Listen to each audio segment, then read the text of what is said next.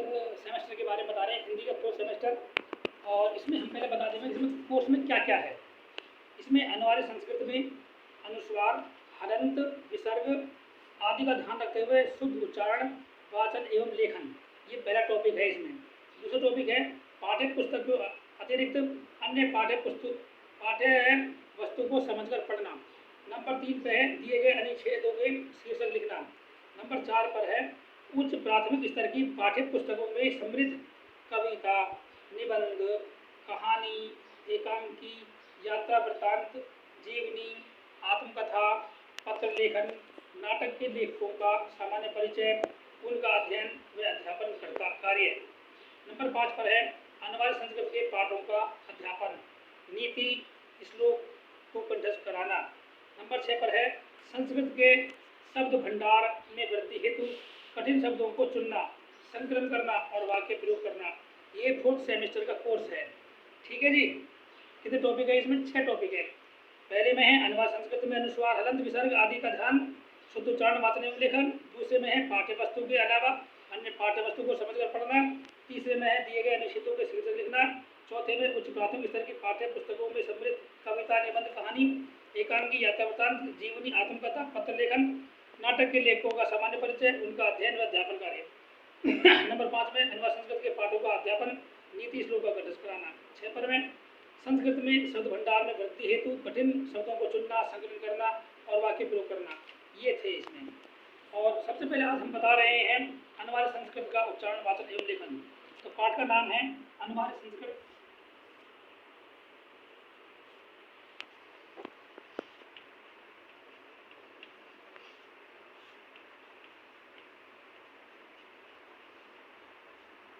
अनिवार्य संस्कृत का उच्चारण,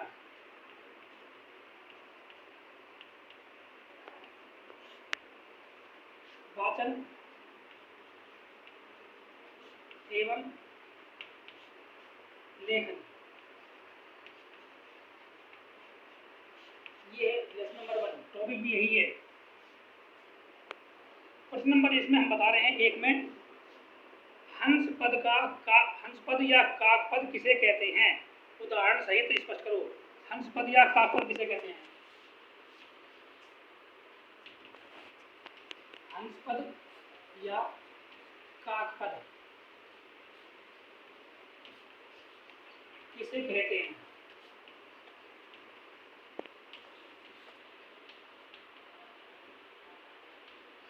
उत्तर,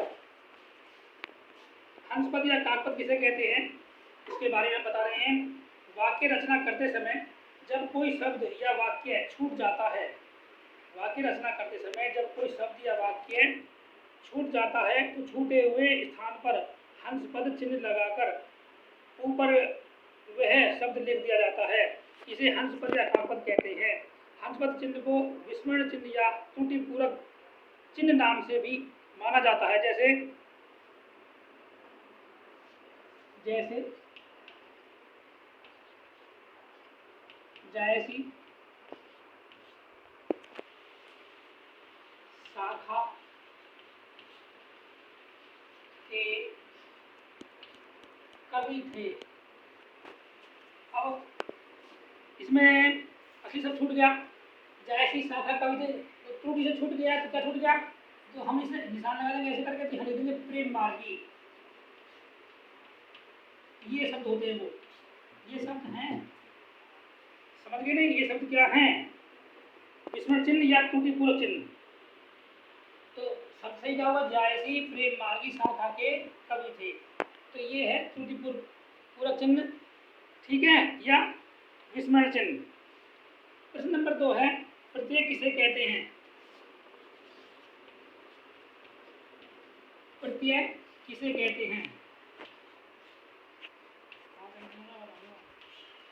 प्रत्यय किसे कहते हैं? ये प्रत्यय लगाकर 2 शब्द लिखिए। ये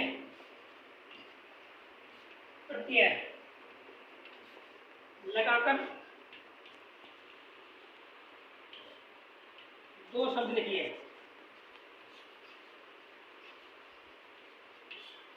आवाज आ रही होगी साफ, नहीं आ रही होगी तो मुझे कॉल कर सकते हैं। प्रत्यय शब्द 2 शब्दों से मिलकर बना है, प्रति जमा अय। प्रति जमा ए, प्रति का अर्थ है साथ में, अय का अर्थ है चलने वाला, यानी कि साथ में चलने वाला। संक्षेप में हम कह सकते हैं कि जो शब्दांश शब्दों के अंत में जुड़कर विशेषता या परिवर्तन ला देते हैं वे प्रत्यय कहलाते हैं। इस प्रकार प्रत्यय की परिभाषा होती है शब्दों के साथ में चलने वाला या लगने वाला शब्दांश प्रत्यय कहलाता है। संक्षेप में प्रतीयते, प्रतीयते, विधीयते इति प्रत्यय, प्रतीयते, विधीयते इति प्रत्यय। इसका अर्थ है जिस शब्दांश का शब्द अथवा धातु में विधान किया जाए वह प्रत्यय कहलाता है। ये प्रत्यय लगाकर दो शब्द हैं पठनीय एवं गमनीय। दो शब्द कौन से हो गए?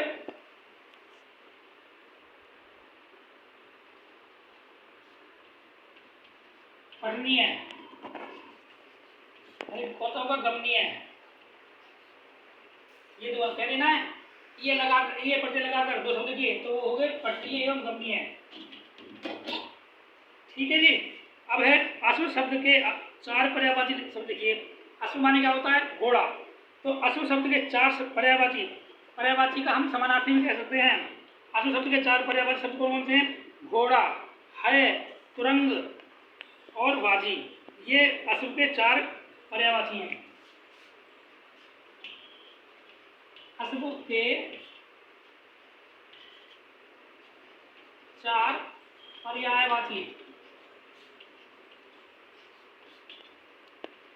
कौन सा होगा? अश्व माने घोड़ा,